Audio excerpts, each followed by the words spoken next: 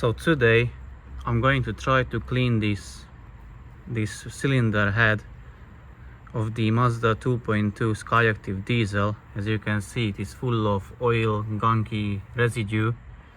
How to do it? We basically need to remove this oil squirter line or passage. It has 6 bolts. More likely you cannot see. I'm gonna clean them and show you where are the bolts. I'm gonna remove that.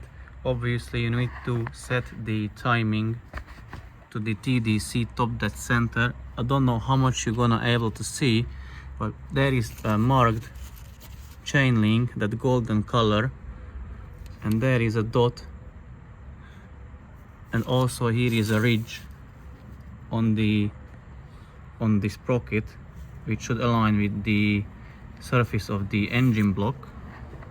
I'll try to focus there. Yeah, as you can see, there is the dot where the marked golden timing chain link is, and you cannot see probably that ridge, but it is there as well. But anyways, I'm gonna show you that because the timing chain and the sprockets and guides, everything's gonna be replaced on this model as well. So I'm gonna remove the exhaust and the inlet camshafts as well. So I'm gonna zip tie this sprocket to the chain, or the chain to the sprocket, pull it aside, loosen the nut, and then take off that oil squirter, and also remove the camshafts, but be very careful with them not to damage the journals or the camshaft lobes itself. And then I'll try to clean this one as much as I can. So without further ado, let's jump straight into it. So the oil squirter has 6 bolts, as you can see here, there, and one here and the other one there. So I'm gonna undo them. They are size 8 hex bolts, so I'm gonna use a size 8 hex socket on them, undo them, and basically I'm just gonna remove this oil squirter after.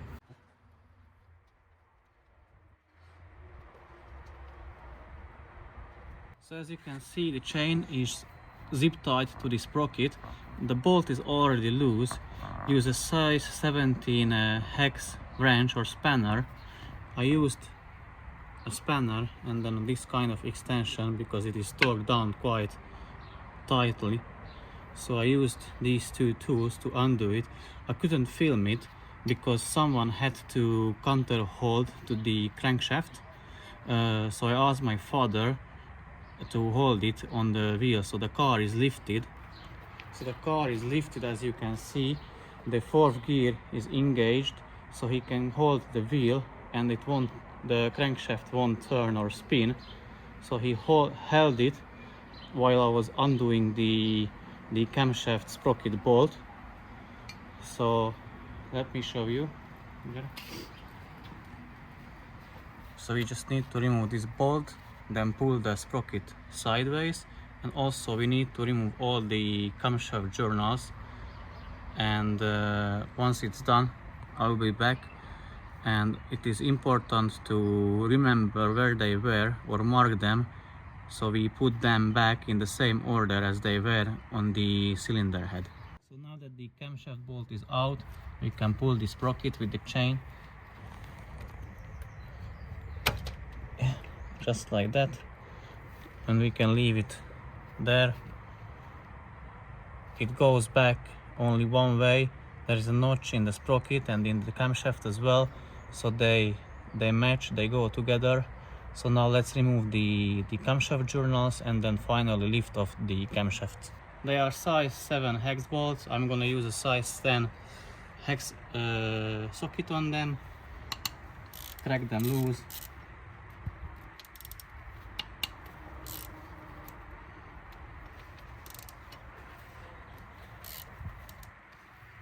Now I'm gonna remove the bolts and then the journals and finally then the camshaft itself. So I have already removed 2 of the journals. Now I'm gonna remove the rest of them and put them aside exactly in the same order as they were in the engine. So now we can pull the camshafts. First let's put the intake side one and then the exhaust one.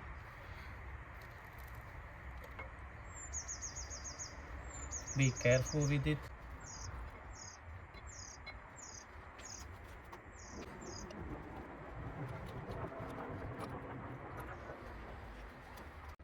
And also remove these rockers or rocker arms in order as they are in the car, and put them aside exactly in the same order so that you can put them back exactly into the place where they before.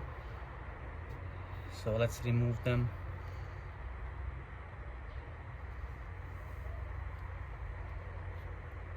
And now the cleaning can begin, and then we are probably going to remove the tappets as well later on and clean them as well, but for now I think we're going to leave them in place. So first I decided to use this plastic pry tool. I'm not gonna use anything metal on this engine surface or cylinder block. I don't want to scratch it or scrape it, so I'm gonna use this plastic one, scrape the deposits, the oily residue, the gunk, everything as much down as I can, and then I'm gonna hoover it out, and then I'm gonna spray it, degrease it, scrape it, or use a nylon brush and try to clean it as much as I can. So basically just scrape everything you can.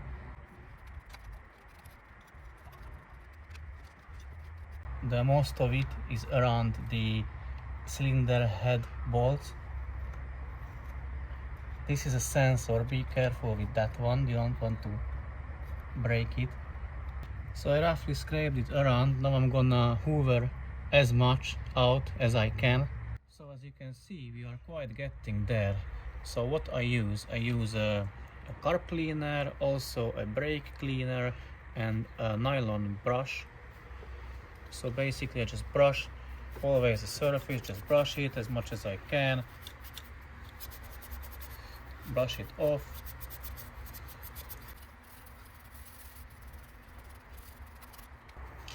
Then clean it with a car cleaner or brake cleaner.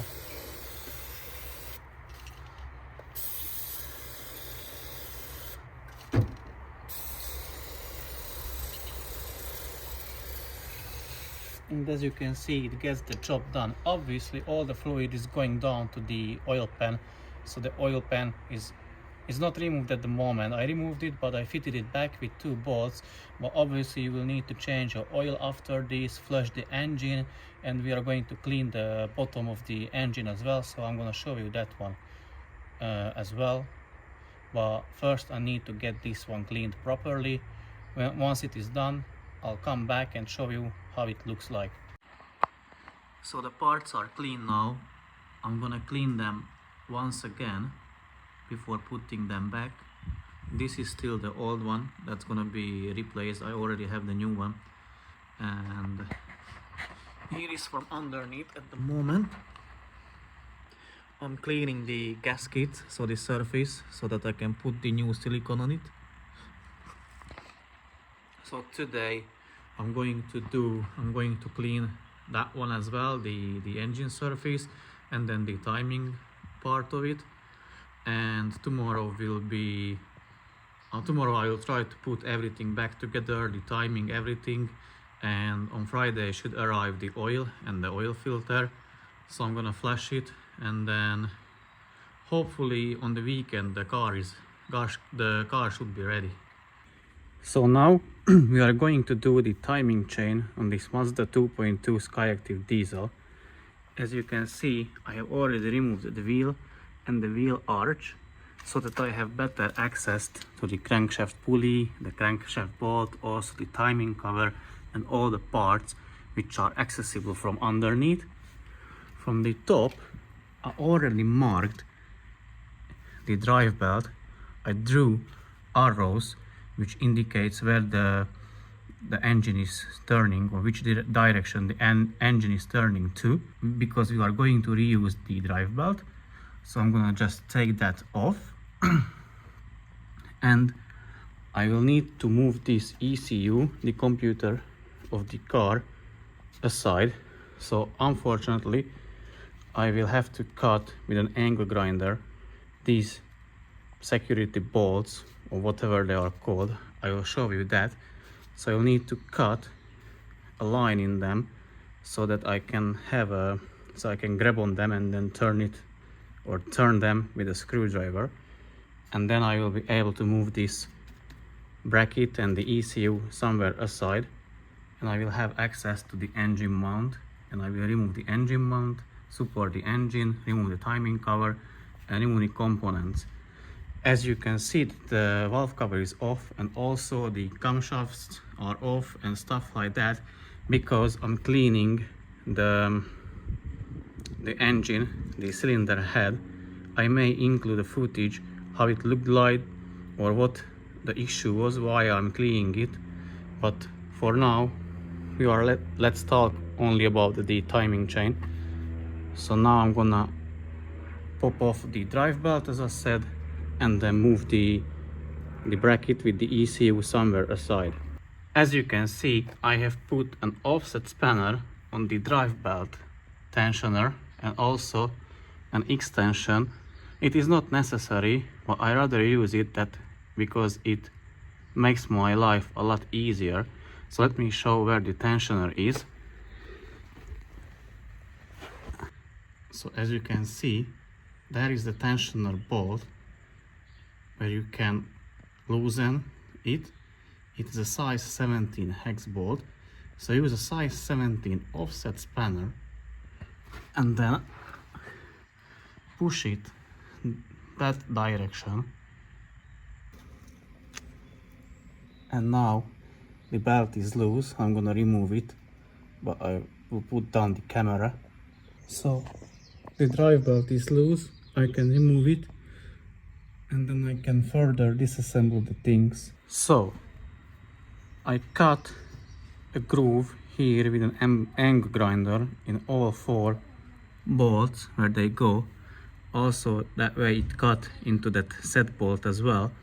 So basically when they were still in their place, I used an impact screwdriver like that, took out the bit out of it and then hammered it inside this one, and then put the impact screwdriver around it or over it, and then hit it with a hammer, the end of the impact screwdriver, and that way I was able to undo these bolts. In the manual says that you can use a chisel and cut a groove into the set bolts. I decided to go with the angle grinder because I think it would take me a lot more time to cut them. So anyways, now I can remove this bracket and then I can disconnect the ECU, remove the bolts, and then set it aside. Now the ECU is off. As you can see, I disconnected the connectors. One is here and the other one is tucked there.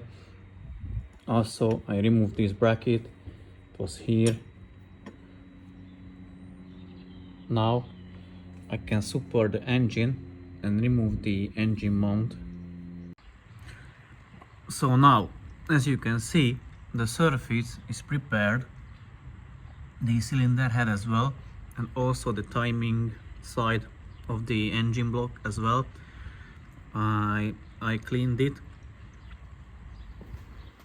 and from the bottom as well, where the oil pan and the bottom of the engine is, that surface is prepared as well. So let me show you what I used.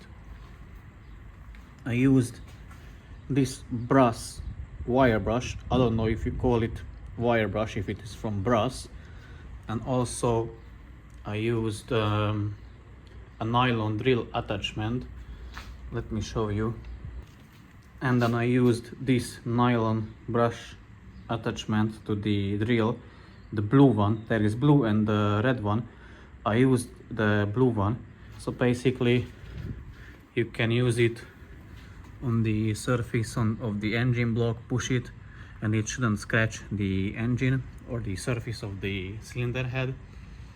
Here I didn't have enough space, so I had to use the brass wire brush. And also Here is the timing cover, as you can see.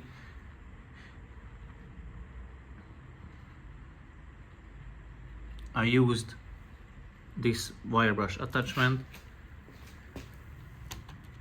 So now I'm gonna assemble the oil pump and the balance shaft, also with the new oil strainer. This is still the old one, so I'm gonna assemble this one and put back onto the car, onto the engine, and then gradually we'll put back all the parts which you can see here and finish up the engine, and finally I will start it up so you can see how it is running.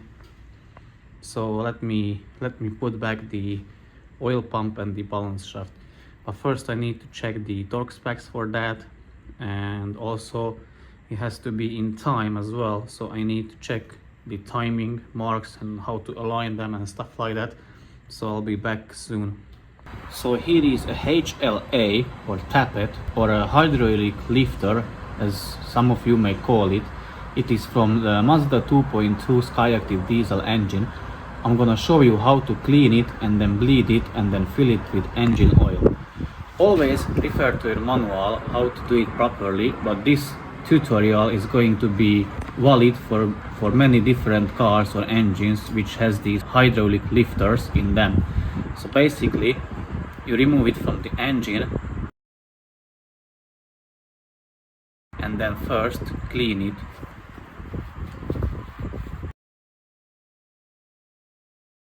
Now that it is clean, you inspect for wear. You shouldn't have any scratches on these surfaces or on the top. As you can see, this is the worn one.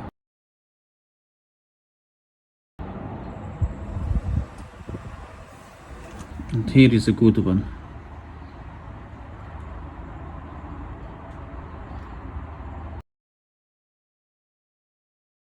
So now what you need to do, you need to remove the contamination from the inside. So Mazda says you only should submerge it into engine oil. I do it that way, but I'm gonna do it in a diesel first, so that I will get rid all of the contamination from inside, and then I'm gonna fill it with engine oil. So grab a round bar. In my case, I'm gonna use an Allen key or a hex key, whichever you prefer to call it.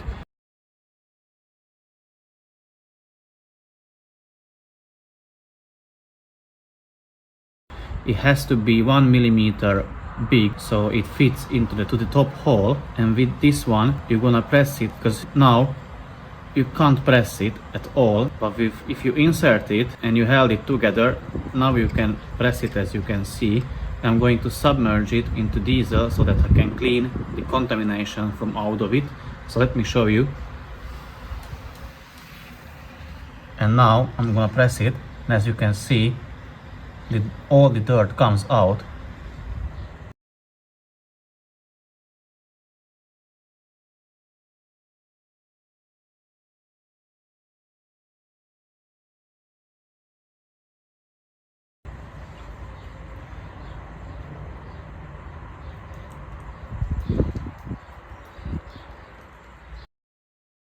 If you found this little tutorial helpful so far, please hit that like button. That helps to spread this guide to people in similar need. Also, if you want to further support the channel, please feel free to give me super thanks or join my membership to make me possible to create more content like this.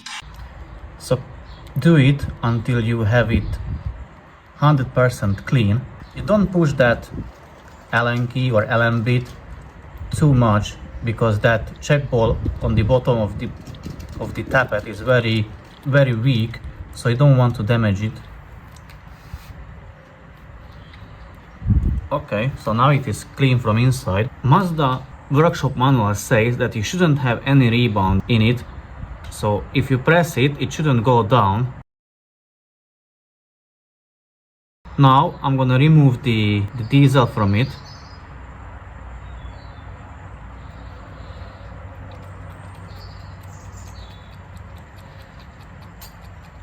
And now I can press it because it's empty from inside, and I'm going to fill it with engine oil, because Mazda workshop manual says that you have to fill it with engine oil.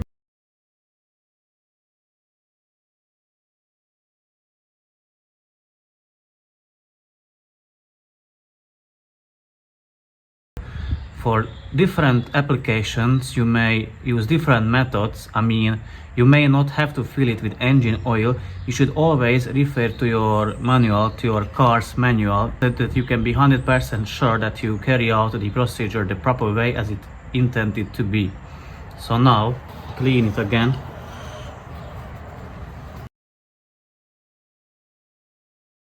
And we can fill it with engine oil. So use the proper engine oil to your car.